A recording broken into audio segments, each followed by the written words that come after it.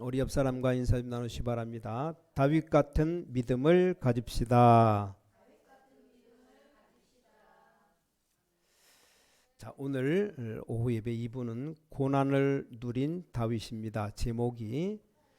자, 그럼 여기서 생각해 봐야 될 것, 고난을 누가 줬습니까? 이게 중요하죠.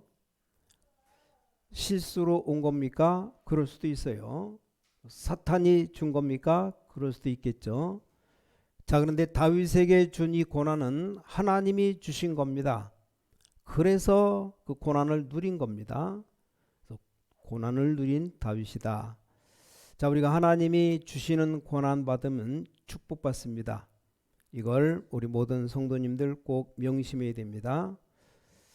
다시 말하면 하나님을 위한 고난입니다. 축복입니다. 그렇죠? 만약에 내가 하나님을 위해서 죽는다. 순교잖아요. 어차피 다 죽는데 맞아 죽는 것이나 순교하는 게 같습니까? 인생 어차피 한 번 가는데 길 가다가 미끄러져 죽는 것과 하나님을 위해서 죽는 것과 어느 것이 얼마나 차이가 납니까? 꼭 기억해야 됩니다. 내가 실수해서 오는 고난은 깨닫고 고치면 됩니다.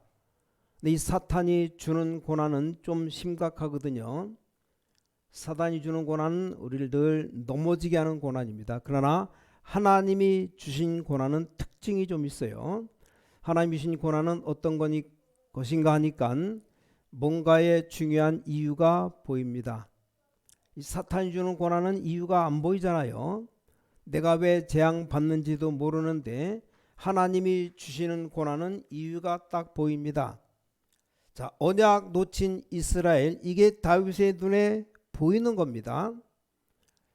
거기다 계속 이스라엘을 공격하는 블레셋, 이게 보였죠. 자, 여기에 이스라엘이 고난당하는데 하나님이 이걸 보여주면서 다윗을 부르신 겁니다. 자, 이렇게 발견하면 틀림없어요. 자, 그럼 큰 축복으로 바뀝니다. 그렇죠? 왜냐, 하나님을 위한 고난이니까. 자, 오늘 우리 다윗에 대해서 보면 우리 어른들은 그냥 본인도 은혜 받아야 되겠지만 특히 우리 자라나는 렘넌트에게 먼저 가르쳐 드릴 게 있습니다. 이 다윗에게 하나님이 뭐를 먼저 가르쳤죠? 이거면 됩니다. 다윗이 목동으로 있는 다윗에게 두 가지 가르쳤습니다. 시편 78편에 보니까 70절부터 72절, 믿음과 실력을 동시에, 영성과 지성을 동시에, 하나님이 가르쳤죠. 자, 기도와 목동하는 일을 동시에, 이게 굉장히 중요합니다. 뭐가 문제인가 하니까 모든 성도들, 모든 렘넌트들이 따로따로가 문제입니다.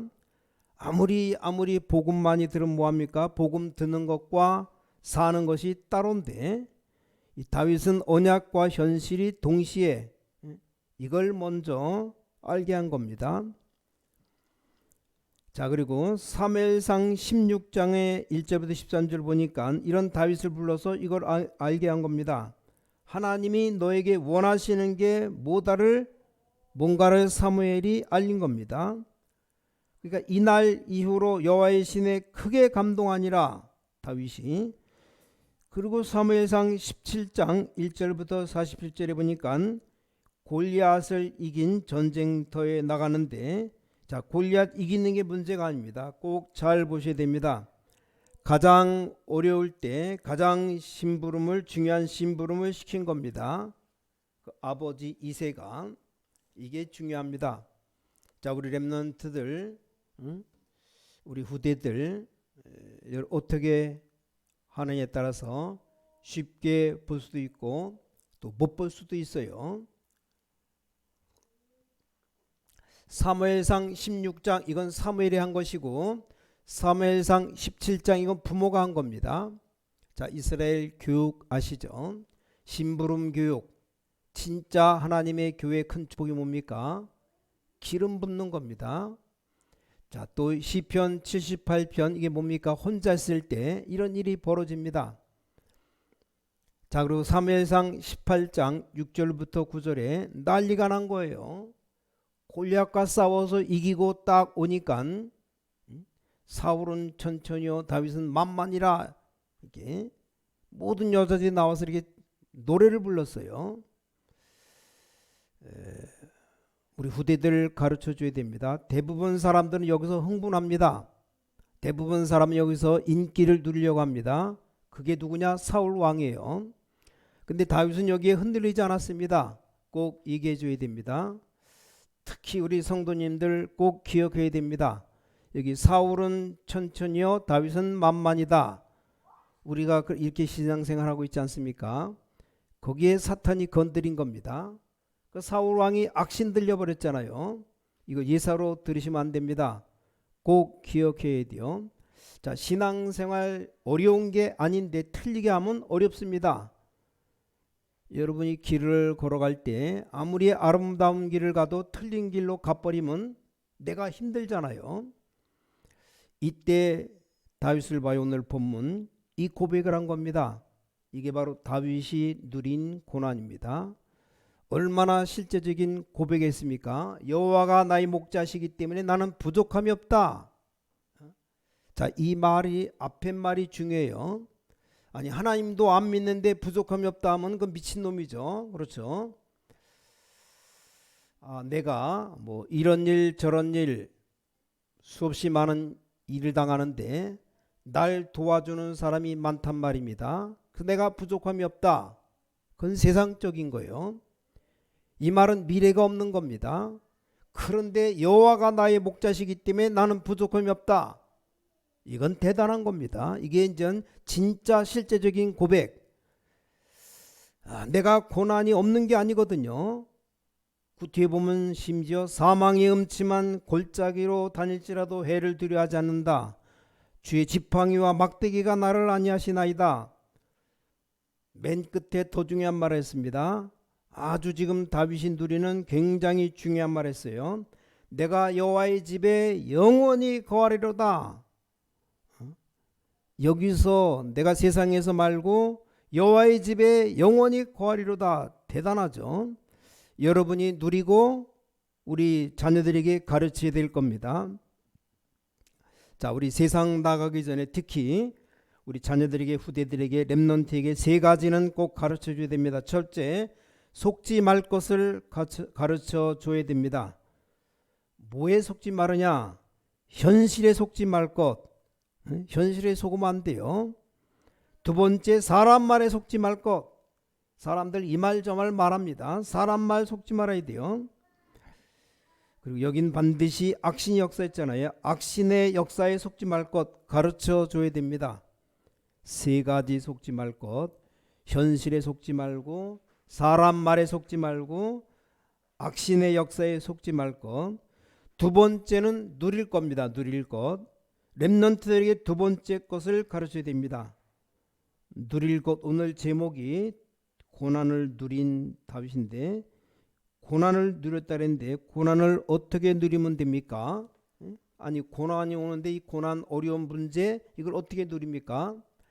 사무엘상 19장에 보니까 다윗이 창을 던지는 걸 피했잖아요. 사울왕이 창을 던지는데 사울왕이 엄청 싸움도 잘하고 군인입니다. 군인.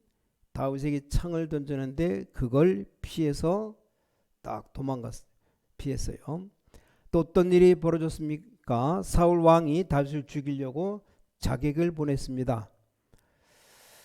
도망가니까 그래 또 죽이려고 따라다니니까 이 엔게디 굴에 숨었습니다. 그 사무엘상 24장에 나옵니다. 나중에는 하길라 산으로 또 도망갑니다. 사무엘상 26장입니다. 자, 그래서 나중에는 뭐 있을 곳이 없으니까 블레셋 땅으로 도망가요. 그게 27장입니다. 자, 이렇게 사무엘상에 쭉 나오는 겁니다. 자, 여기서 볼 때 이 다윗은 인간적으로 말하면 대단한 인물입니다. 어떻게 저렇게 할 수 있습니까? 근데 하나님이 완전 역사인 거죠. 여러분 창을 던질 때 사울 왕도 장군인데 사울 왕이 엄청 힘도 세고 키도 크고 창을 던졌는데 이걸 다윗이 피했다 이 말이요. 그리고 바로 도망간 게 아닙니다.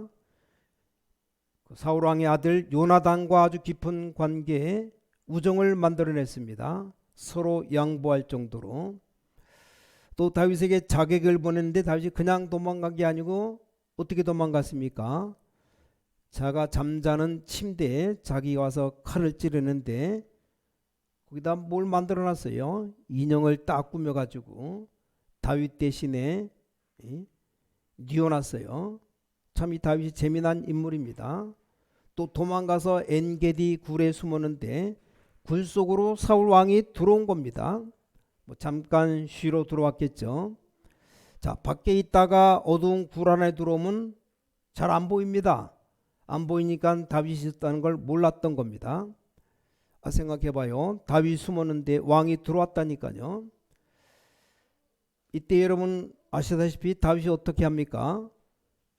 옷자락만 칼로 잘랐어요.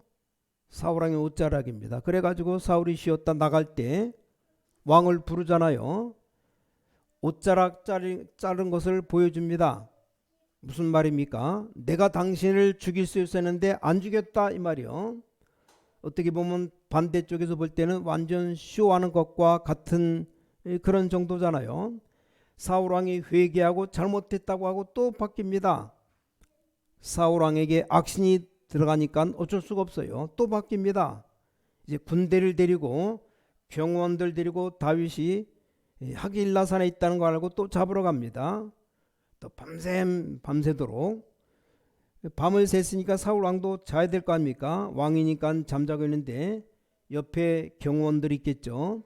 이 다윗이 경호원들의 물통 창을 훔쳐 온다니까요.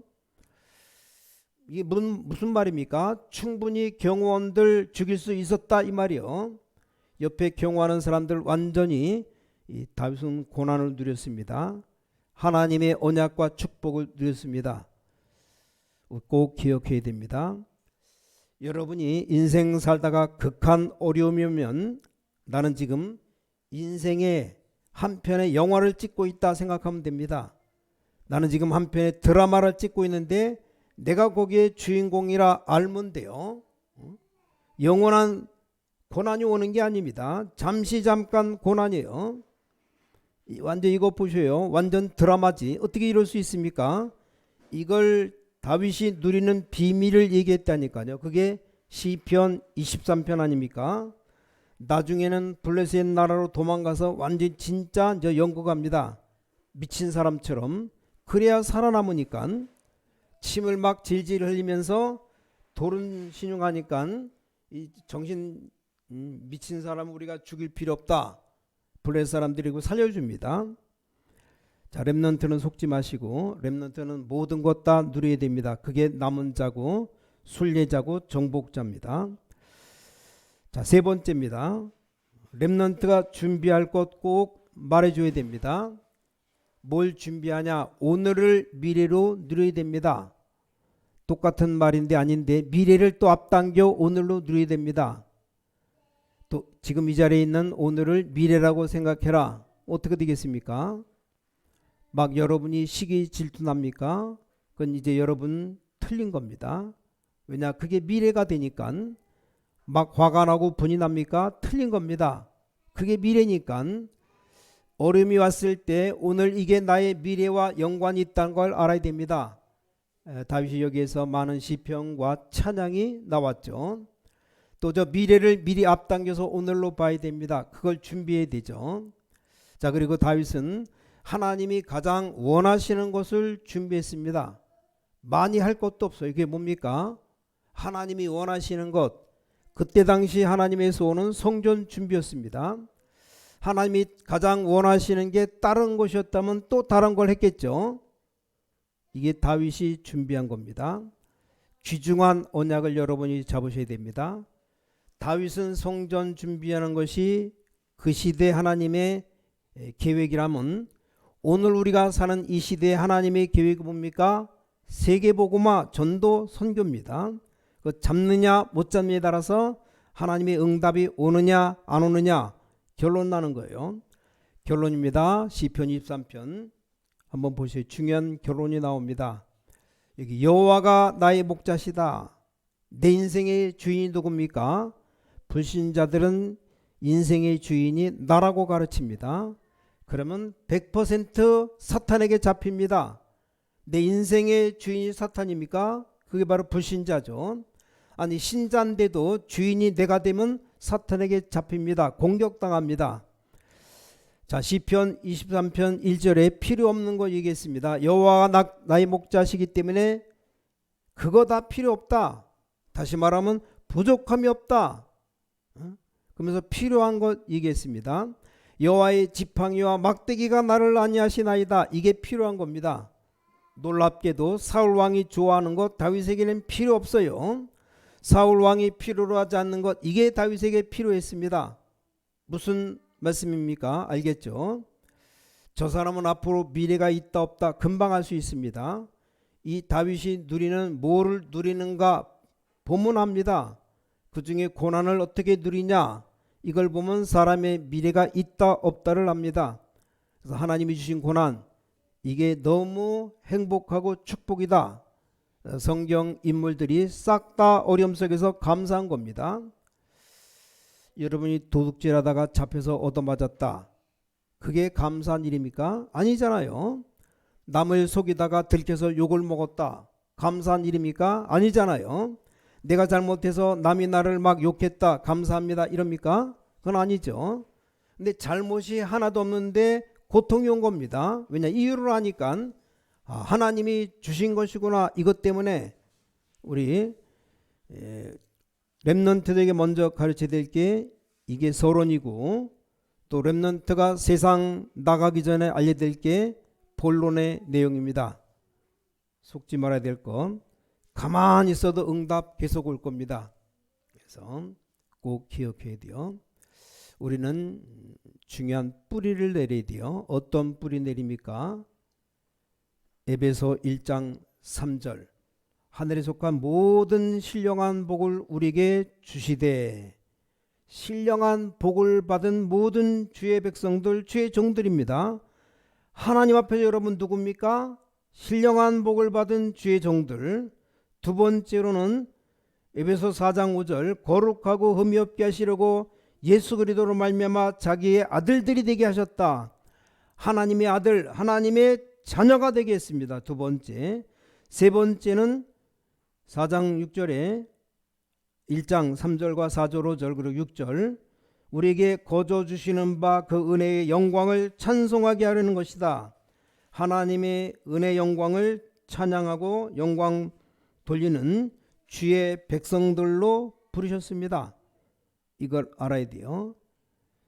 에베소 1장의 창세전에 우리가 하나님 자녀인데 하나님의 자녀 되는 양자형을 주셨어요. 하나님의 자녀로 삼으셨습니다. 그래서 로마서 8장 35절 39절에 어떤 경우에도 하나님의 손에 빼앗길 자가 없습니다. 그래서 로마서 16장에 보면 영세전에 감췄다가 나타낼 것이다. 영광이 세세 무궁토록 그에게 있을지어다. 우리는 은혜로 구원받았습니다. 그래서 그 구원 속에 우리는 만남이 되어가고 있습니다. 틀림없는 하나님의 계획 속에서 이루어지는 교회입니다. 꼭 기도해야 됩니다. 그래서 하나님 앞에서 우리 근본으로 돌아가야 됩니다. 신령한 복을 받은 주의 종들로 또 우리를 하나님의 자녀 삼으셨습니다. 우리는 하나님의 은혜 영광 돌리는 주의 백성들입니다. 이걸 깨달으면 돼요. 하나님 앞에서 특히 성령의 역사, 이걸 늘 생각해야 됩니다. 자, 여러분의 문제가 뭡니까? 어떤 문제 와도 괜찮습니다. 아무것도 걱정 안 하셔도 됩니다. 필요 없는 것 하나님이 다 없애는 겁니다. 필요한 것 하나님이 주시는 겁니다. 확실합니다. 시간 지나면 알겠지만 미리 아는 걸 보고 믿음이라고 말합니다. 시간 지나서 아는 것은 확인하는 거지 믿음이 아닙니다. 미리 안다, 믿음 가지고 미리 알고 감사하며 살아가면 됩니다. 그럼 그대로 응답됩니다. 그대로 역사 일어납니다. 그럼 축복 누리시기를 주 예수 그리스도 이름으로 간절히 축원합니다. 기도하겠습니다. 하나님께 진심으로 감사드립니다. 오늘 예배하는 모든 성도님들의 하나님의 은혜가 넘치게 하여 주시옵소서. 여호와가 목자가 되게 하여 주시옵소서. 어떤 위험에도 주의 지팡이 막대기가 보호하는 축복을 누리게 하여 주시옵소서. 주 예수 그리스도 이름으로 간절히 기도를 쌓옵나이다. 아멘.